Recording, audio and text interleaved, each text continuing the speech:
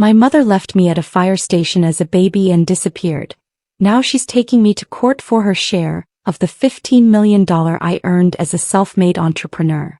Before we begin, take a moment to subscribe, say hello below, and tell us where you're watching from. Your support truly means everything. Let's continue. The certified letter arrived on a Tuesday morning, the kind that requires a signature. My assistant, Alice, handed it to me with concern etched across his face.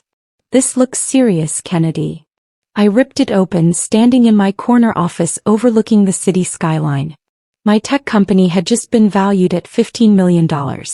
5 years of 18-hour days, maxed credit cards, and sleeping on friends' couches had finally paid off. I was 28 and untouchable. Then I read the plaintiff's name, Diane Wilson.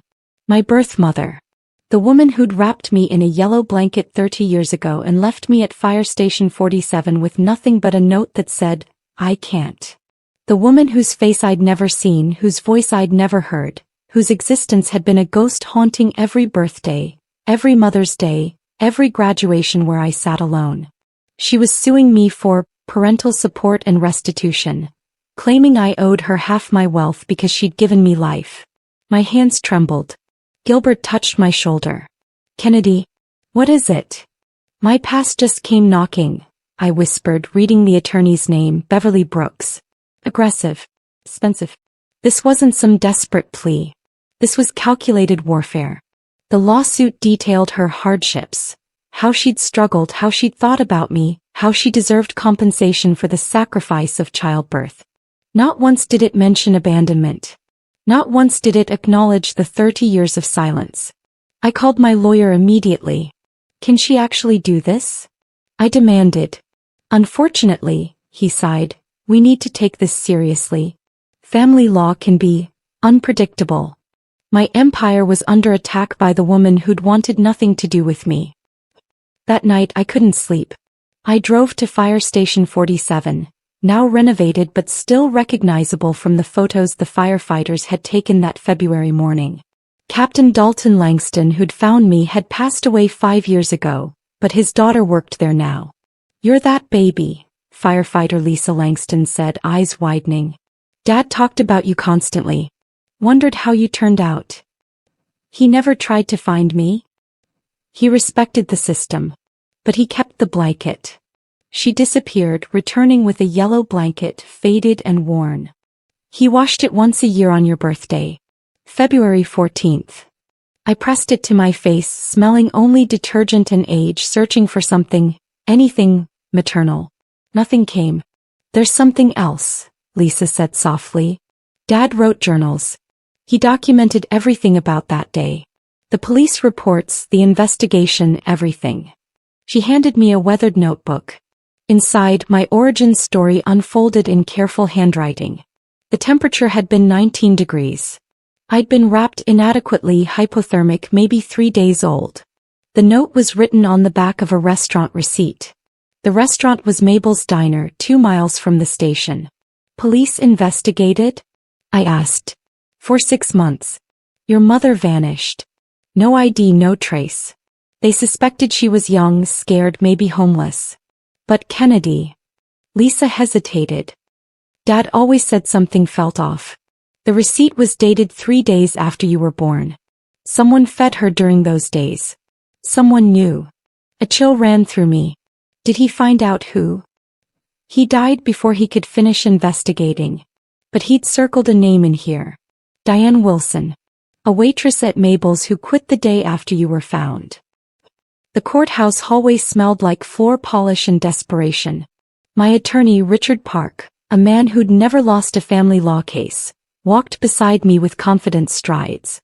I wore my power suit, navy blue, perfectly tailored, a reminder that I'd built myself from nothing. Then I saw her. Diane Wilson stood near the courtroom doors, 52 years old, wearing a dress that screamed, "Struggling victim." Her attorney, Beverly Brooks, whispered strategies in her ear. But what gutted me was Diane's face. She looked like me. Same wide-set brown eyes. Same sharp cheekbones. Same full lips that pressed together when concentrating. I was staring at a future version of myself, and it felt like swallowing glass. Our eyes met. I expected shame, maybe tears, some flicker of maternal recognition. Instead, she looked me up and down, assessing my worth like I was a stock portfolio. That's her. I whispered to Richard. That's her. Remember, don't engage. Let me handle everything. But Diane approached, ignoring her attorney's restraining hand. She stopped 3 feet away, close enough that I could smell her perfume. Something cheap and cloying. You look successful, she said. Her voice was raspy, a smoker's voice. I always knew you'd do well. Good genes. The audacity punched the air from my lungs. You left me to die in 19-degree weather. I left you somewhere safe, she corrected as if she'd done me a favor. Firefighters are trained for babies. You were fine. Richard stepped between us. Mrs. Wilson, please refrain from contact with my client. He smiled and it was cold. See you inside, daughter. Beverly Brooks was good. She painted Diane as a desperate teenager, 17 and homeless, who'd made an impossible choice to ensure my survival. She showed photographs. Diane looking young and scared in grainy images, though conveniently none were dated or verified. My client gave Kennedy life, Brooks argued passionately. She made the ultimate sacrifice, living every day with the heartbreak of separation. Now, when she's struggling with medical bills and housing insecurity, her biological daughter, worth $15 million, refuses to help. This isn't about money. It's about basic human decency. I wanted to vomit. Richard stood and his voice cut through the courtroom like steel. Your Honor, Ms. Wilson isn't struggling. Our investigation reveals she's worked steadily for 30 years, owns a home in her sister's name, and has a substantial savings account. She didn't seek out Kennedy for reunion or relationship. She sought her out when Kennedy's company valuation became public news 3 months ago. He displayed bank records, property documents, employment history. Diane wasn't destitute. He was opportunistic.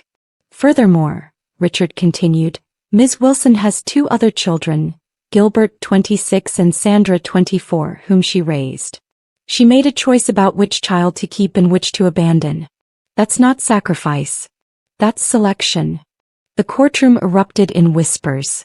I felt like I'd been punched. Other children. She kept other children? Diane's face remained stone. But her attorney scrambled, calling for a recess. In the hallway I confronted Richard. She has other kids. You knew and didn't tell me. I needed your genuine reaction in court, he said carefully. Kennedy, this gets worse. I've located them. They're cooperating with their mother's lawsuit. They believe they deserve a share too. I hired a private investigator named Terry Washington, a woman who could find anyone. Within 48 hours she'd compiled dossiers on my siblings. Gilbert Wilson, 26, worked in middle management for a pharmaceutical company. Married, 1 child, comfortable life. Social media showed family vacations, birthday parties, a normal existence. Sandra Wilson, 24, was a dental hygienist. Single, active social life, close relationship with Diane. Her Instagram was filled with #bestmom posts and mother-daughter brunch photos. They'd had everything I'd been denied. Do they know about me? I asked Terry. They claim they just found out 3 months ago when Diane told them. But I dug deeper. She slid photos across my desk. This is Diane's house. Notice the photos on the wall? I zoomed in. Family portraits spanning decades. Diane, Gilbert, and Sandra smiling in various configurations. Graduations, holidays, weddings. A complete family, -1. Now look at this, Terry said, showing me a photo from 10 years ago.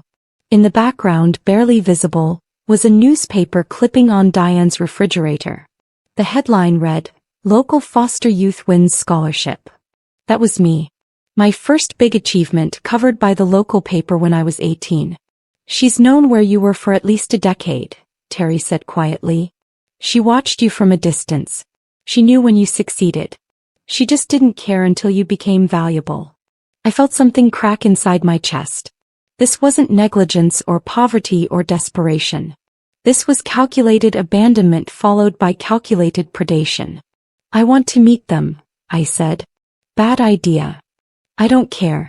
Set it up. The coffee shop was neutral territory, Gilbert's suggestion.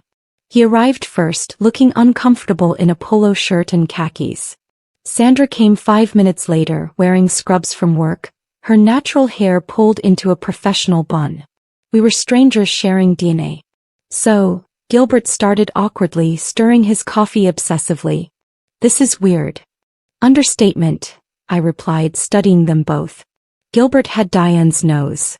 Sandra had her laugh. I'd heard it when she'd greeted the barista. Mom said you refused to help her, Sandra said, direct and challenging. That you're being selfish. Your mother, I emphasized the word, left me at a fire station in freezing weather when I was 3 days old. She never looked back. She raised you two, gave you family, love, stability. Then she sued me when I became successful. And you're calling me selfish? Gilbert flinched. Sandra's jaw tightened. She was 17, Gilbert defended weakly. Young, scared. She was 19 when she had you, I interrupted, pulling out Terry's research. She was 22 when she had Sandra. She wasn't a scared teenager. She was an adult who made a choice. Sandra snatched the papers, reading quickly. Her face paled. Mom said she was 17 when she said you were the result of assault, that she couldn't. She lied. I showed them the birth certificate Terry had obtained through legal channels. She was 21. My birth certificate lists father as unknown, but there's no police report, no evidence of assault. She lied to make herself sympathetic. Gilbert set down his coffee, hands shaking. Why would she lie to us? Because the truth is uglier, I said. Terry's investigation had uncovered something devastating.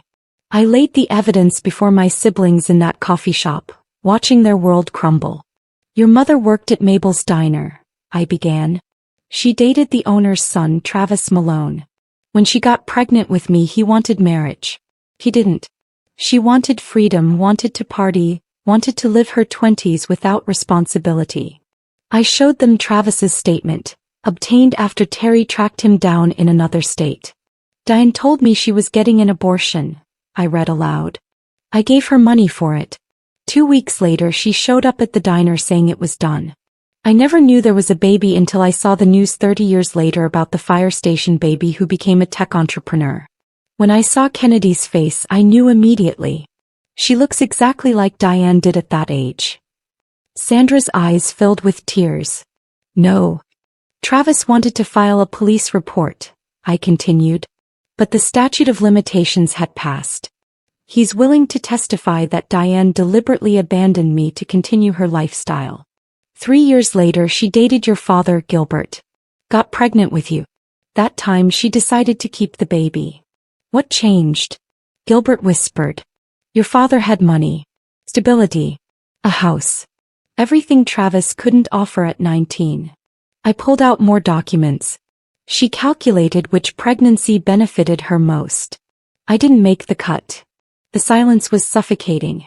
Finally, Sandra spoke, voice breaking. She told us you were a closed adoption. That she'd made the responsible choice, giving you a better life than she could provide. She showed us fake paperwork and everything. She lied, I said simply. About all of it. 3 days after our coffee meeting, Sandra called me hysterical. She's denying everything. Sandra sobbed. I confronted her with what you showed us and she called you a liar. She said you fabricated evidence to turn us against her. Gilbert believes her. He's always been her golden child and he refuses to see the truth. I met Sandra at a park, away from cameras and potential eavesdroppers. She'd aged years in 72 hours, exhaustion etched into her young face. I went through her documents, Sandra said, handing me a manila folder. I found your original birth certificate, the real one before she sealed the records. And I found diaries, Kennedy. She wrote about you. My hands trembled as I opened the journal, dated 30 years ago. The baby cries constantly. I can't do this. Travis wants to play house, wants me to be some perfect mother. I'm 21. I have my whole life ahead of me. This was a mistake. I need to fix it. Days later, I left her at the fire station this morning. I feel nothing. No guilt, no sadness. Just relief. I'm free now. I can start over. A week after, Travis is devastated. Good. He'll never find out the truth. I told him the abortion went through. New life starts now. I couldn't breathe. The casual cruelty was suffocating. There's more, Sandra whispered. Years later, after she had Gilbert and me, she wrote about you again. About seeing your scholarship announcement, tracking your success. She wrote, "That baby I threw away became something. Maybe I should have kept her instead of Gilbert." I felt Sandra's hand on my shoulder as tears finally came, hot and angry and grief-stricken. The next hearing was warfare. Richard presented Diane's diaries, Travis's testimony, and bank records showing she'd been financially stable for decades. Beverly Brooks fought back desperately, but the evidence was damning. Judge Patricia Langston, no relation to Captain Langston, was a stern black woman in her 60s who'd clearly seen every manipulation tactic in family court. "Mrs. Wilson," Judge Langston said, voice sharp as glass, "you abandoned your newborn infant in life-threatening conditions, then deliberately concealed her existence while raising 2 subsequent children. Now you're seeking financial compensation from the child you discarded. Explain to me why this court should entertain this lawsuit for even one more second." Diane stood and I saw her strategy shift in real time. She started crying, big performative sobs. "Your Honor, I was young and stupid. I made a terrible mistake that haunts me every day. But she's still my daughter. She's rich now and I'm struggling. Doesn't she owe me something for giving her life?" "You didn't give her life," Judge Langston snapped. "You gave her trauma. You gave her abandonment. You gave her 30 years of wondering why she wasn't good enough to keep. What you want isn't maternal, it's monetary." The judge turned to me. "Ms. Williams, you have a right to address this court." Richard tried to stop me, but I stood anyway. This moment was mine. "Your Honor, I built my company from nothing. I aged out of foster care at 18 with $200 and a bus pass. I worked 3 jobs while attending community college. I slept in my car during my junior year of university because I couldn't afford rent and tuition. Every dollar I earned came from blood, sweat, and determination that this woman in no way contributed to." My voice strengthened. "She wants credit for my success. He gets credit for my pain. Every milestone I hit alone. Every Mother's Day spent volunteering to avoid the memories. Every relationship I sabotaged because I couldn't trust love. That's her legacy. Not my millions." The courtroom was silent. "She doesn't get to abandon me twice. Once as a baby, again as a bank account." After the hearing, Terry called with information that changed everything. "Kennedy, sit down for this," she said urgently. "I've been digging into Beverly Brooks's involvement. This lawsuit wasn't Diane's idea. It was Beverly's. She sent me files showing Beverly Brooks specialized in exploitation cases, finding vulnerable people with successful estranged family members, then convincing them to sue. She worked on contingency, taking 40% of any settlement. Beverly found Diane through public record searches," Terry explained. "She's done this 17 times before. Most cases settle because defendants don't want public embarrassment. Beverly's made millions off family trauma." I felt sick. So Diane's a puppet? Not exactly. Beverly approached her 6 months ago, pitched the lawsuit, promised easy money. Diane needed minimal convincing. But here's where it gets darker. Terry paused. "Beverly also contacted Gilbert and Sandra separately. She told them you'd cut off Diane maliciously, that you were cruel and selfish. She manufactured their involvement to strengthen the case." "Gilbert still believes her," I said bitterly. "Because Beverly's feeding him lies through fake social media accounts. She's creating evidence of your supposed cruelty, fake screenshots of texts you never sent, edited photos, completely fabricated stories. Gilbert sees this proof and thinks you're the villain. Can we expose this?" "I'm working on it. But Kennedy, Beverly has powerful connections. She's married to a state senator. This could get ugly." It was already ugly. But now I knew the full scope of the conspiracy. The question was, how far would Beverly go to win? And how far would I go to destroy her? The story leaked to the media. Beverly's doing, obviously. Suddenly, I was national news. Tech millionaire refuses to help birth mother. Headlines painted me as a heartless daughter abandoning a struggling parent. My company's investors called emergency meetings. Brand partners threatened to pull contracts. My reputation, built over 5 years of impeccable work, was crumbling because of a carefully orchestrated smear campaign. Gilbert gave an interview, tears in his eyes. Kennedy has all this money and won't help our mother. She's not the person she pretends to be. I watched it alone in my office at midnight, whiskey in hand. They're destroying you, Richard said, appearing in my doorway. We need to settle. Offer her $200,000, make this disappear. Absolutely not. Kennedy, be reasonable. I'm done being reasonable. I slammed the glass down. I survived abandonment, survived foster care, survived every person who told me I'd never amount to anything. I'm not giving her a single penny of blood money. My phone rang. Kennedy, Mom's in the hospital, she said, voice hollow. She collapsed during an interview. They're saying it's stress-related, but... She paused. I was there when it happened. Right before she collapsed, Beverly Brooks was coaching her on crying cues. Mom looked at Beverly and said, "How much longer do I have to play sick?" Then she saw me and collapsed for real. She's faking. I think the stress caught up with her. But Kennedy, she's not the victim here. None of them are. I'm testifying against her. I'm telling the court everything. Sandra, that'll destroy your relationship with Gilbert, with your whole family. You're my family too, Sandra said firmly.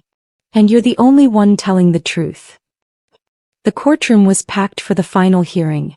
Media trucks lined the streets. This had become the trial of the year. Abandoned baby versus birth mother, wealth versus poverty, obligation versus autonomy. Sandra took the stand, looking terrified but determined. I loved my mother, she testified, voice shaking. I defended her until I couldn't anymore. But Kennedy isn't the villain here. Mom is. She detailed the diaries, the lies, the manipulation. She didn't seek Kennedy out for love or reconciliation. She sought her out for money, coached by an attorney who specializes in exploitation. Beverly Brooks's cross-examination was brutal, but Sandra held firm. Then Travis Malone testified, describing Diane's deliberate deception 3 decades ago. She told me she'd gotten an abortion. I grieved that child for 30 years. Then I saw Kennedy's face on TV and realized Diane had lied about everything. Finally, I took the stand. I don't hate my birth mother, I said clearly. I pity her. She had a chance to know an incredible human being, herself, and she threw it away for temporary freedom. Now she wants to profit from the success she never contributed to. But I'm not here for revenge. I'm here for boundaries. Beverly Brooks approached, predatory. Ms. Williams, isn't it true you have $15 million while your biological mother struggles? My mother, I said coldly, is Linda Langston. She was my foster mother from age 8 to 18. She worked 2 jobs to give me stability. She taught me resilience. She showed up. Diane Wilson is the woman who gave birth to me. That's biology, not motherhood. And no, I don't owe her a penny. The courtroom erupted. Judge Langston banged her gavel. Order. I'm ready to rule. Judge Langston's ruling was swift and brutal. I'm dismissing this lawsuit with prejudice, she declared. Furthermore, I'm ordering Beverly Brooks to pay Ms. Williams's legal fees and sanctioning her for unethical conduct. An investigation into her practice will be forwarded to the state bar. Diane's face crumpled. Gilbert stormed out. Sandra squeezed my hand. But I felt empty. Victory didn't heal anything. Outside the courthouse, reporters swarmed, but I ignored them. I drove to Fire Station 47 where it all began, where Captain Langston had saved my life 30 years ago. Lisa Langston met me there, holding her father's journal. You won, she said gently. I survived, I corrected. Winning would mean having a mother who actually wanted me. My dad wanted you to have this. She handed me a letter, dated a week before his death. He wrote it hoping you'd find your way back here someday. I opened it with shaking hands. Dear Kennedy, if you're reading this, you've learned about your origins. I'm sorry for the pain that knowledge brings. But listen to me, kid, you were never abandoned. You were left with people who would fight for you. And you became exactly who you were meant to be, strong, resilient, successful. Your birth mother's choices don't define you. Your response to those choices does. And sweetheart, you responded by building an empire. That's not revenge. That's resurrection. I hope you find peace. I hope you find family, the chosen kind that actually shows up. And I hope you know that every time I polished that old fire truck, I thought of the baby girl who deserved so much better. You got better. You became better. With love and pride, Captain Dalton Langston. I stood in front of Station 47, clutching the letter as tears finally came. Not bitter ones but healing ones. Diane hadn't won. But more importantly, she hadn't destroyed me. I called Sandra. Want to grab dinner? I think it's time we build the family we both deserved. I'd love that, she said, crying and laughing simultaneously. I never saw Diane again. Gilbert cut off contact, choosing his mother's delusions over truth. But Sandra and I built something real. Sisterhood forged not in biology but in shared trauma and mutual healing. My company thrived. I established a foundation for foster youth, funded by the millions Diane had tried to steal. Every scholarship bore Captain Langston's name. 3 years later, I married someone who understood that family isn't about blood. It's about showing up. My wedding photos included Sandra Linda Langston, and dozens of friends who'd chosen to love me. Diane sent a card. I burned it unread. Some wounds never fully heal. The little girl left at a fire station still lives inside me, still wonders why she wasn't enough. But she's surrounded now by people who prove, every single day, that she was always enough. He was always worthy. He was always loved. And she didn't need her birth mother's validation to know it. If this story resonated with you, please share it. And remember, the family you build is more powerful than the family you're born into. Don't let anyone exploit your success for their redemption. You owe nothing to people who abandoned you, not money, not time, not forgiveness. Leave a comment below sharing your own story of chosen family. Let's build a community of survivors who became victors. And subscribe for more stories of resilience, boundaries, and empowerment.